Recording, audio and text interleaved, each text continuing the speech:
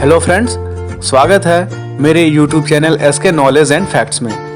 आज मैं आपको दुनिया के सबसे बड़े प्राइज नोबेल प्राइज के बारे में कुछ इंटरेस्टिंग फैक्ट्स बताने जा रहा हूँ, जिसके बारे में शायद ही आपने सुना हो। जानकारी के लिए जुड़े रहें लास्ट तक। दोस्तों, आपने मेरा थंबनेल देख के पता ही चल गया होगा कि जो मेरा थंबनेल है उसके हिसाब से कि मैथमेटिक्स में क्यों नहीं दिया जाता नोबेल प्राइज। हाँ दोस्तों, हर साल 6 कैटेगरी में नोबेल प्राइज दिया जाता है। सवाल है कि फिजिक्स केमिस्ट्री में नोबेल मिलता है तो मैथमेटिक्स में क्यों नहीं। इसको लेकर कुछ दिलचस्प कहानी है। हर साल की तरह इस साल भी नोबेल प्राइज विनर की घोषणा हो रही है। अर्थशास्त्र के क्षेत्र में भारतीय मूल के अभिजीत बैनर्जी को भी नोबेल प्राइज मिला है। हर साल 6 कैटेगरी में नोबेल प्राइज दिए जाते हैं। इससे साहित्य, physics, chemistry, peace, economics, physiology and medicine जैसे विषय शामिल हैं। अब सवाल उठता है कि इतने सारे विषयों में नोबेल प्राइज दिए जाते हैं तो मैथमेटिक्स का नोबेल प्राइज क्यों नहीं दिया जाता है। फिजिक्स, केमिस्ट्री और इकोनॉमिक्स जैसे विषयों पर नोबेल प्राइज मिलता है तो मैथमेटिक्स में क्यों नहीं। आखिर इस कैटेगरी को क्यों अछूता रखा गया है? आखिर इसके पीछे क्या वजह है? इन्हीं सारी वजहों के पीछे और रिसर्च की बात हम करेंगे। इस सवाल पे दिलचस्प जवाब आते हैं। रिसर्चर ने इस सवाल को खंगालने की कोशिश की तो उन्हें मजेदार जानकारी हासिल हुई।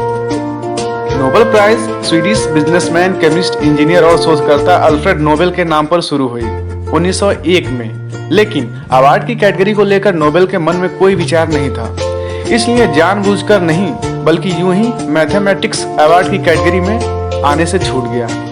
अल्फ्रेड नोबेल की पार्टनर के साथ एक मैथमेटिशियन के रोमांस की कहानी। जी हाँ दोस्तों, एक अफवाह ये भी है। मैथमेटिक्स को नोबेल प्राइज में नहीं शामिल किए जाने को लेकर एक मजेदार मिथ है। कहा जाता है कि अल्फ्रेड नोबेल गणितज्ञों को नापसंद करते थे क्योंकि एक मैथमेटिशियन का उनकी पार्टनर के साथ अफेयर था। वैसे आपको बताता चलूं कि अल्फ्रेड नोबेल ने कभी शादी नहीं की, वे आजीवन। कहा जाता है कि अल्फ्रेड नोबेल ने मैथमेटिक्स में नोबेल प्राइज का चलन इसलिए नहीं शुरू किए क्योंकि उन्हें अंदेशा था कि यह प्राइज स्वीडिश मैथमेटिशियन गोस्टा मिगत लेफ्लर को मिल जाएगा। लेफ्लर वही व्यक्ति थे जिनका अल्फ्रेड नोबेल की पार्टनर सोफी हेस के साथ अफेयर था। अल्फ्रेड नोबेल लंबे वक्त तक सोफी हेस के साथ रिलेशनशिप में रहे। हालांकि इतिहासकार इस बात की पुष्टि नहीं करते कि अल्फ्रेड नोबेल की पार्टनर सोफी हेस के एक मैथमेटिशियन के साथ अफेयर था और इसकी वजह से गणित में नोबेल प्राइज को नहीं दिया गया। एक बात ये भी कही जाती है कि गोस्टा मितक लेफ्लर को अल्फ्रेड नोबेल नापसंद करते थे। उनके बीच रिश्ते इतने खराब थे कि अल्फ्रेड नोबेल ने सिर्फ उनकी इस वजह से मैथमेटिक्स में नोबेल प्राइज को नहीं रखा।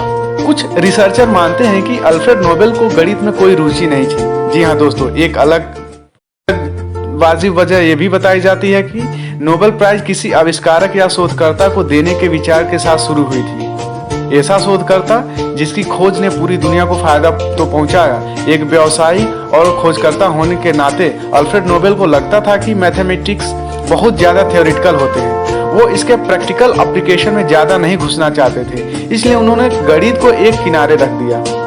अल्फ्रेड नोबेल का अपना काम फिजिक्स और केमिस्ट्री के क्षेत्र में था। वो साहित्य और मेडिसिन में रुचि रखते थे। शांति का नोबेल प्राइज इसलिए शुरू किया गया क्योंकि उनकी छवि ठीक करनी थी। डायनामाइट की खोज की वजह से उन्हें मर्चेंट ऑफ डेथ यानी मौत का सौदागर कहा जाता था। अपनी पब्लिक इमेज को ठीक करने के लिए अल्फ्रेड नोबेल ने शांति के क्षेत्र में नोबेल प्राइज देने का चलन शुरू किया था। मैथमेटिक्स में उन्हें कोई रुचि नहीं थी। एक बात यह भी कही जाती है कि मैथमेटिक्स के क्षेत्र में उस वक्त नोबेल की तरह प्राइज देने का चलन हो चुका था। किंग ऑस्कर द्वितीय एक मशहूर मैथमेटिशियन थे। उन्होंने मैथमेटिक्स के क्षेत्र में अच्छा काम करने वालों को मैथ अवार्ड देना शुरू किया था।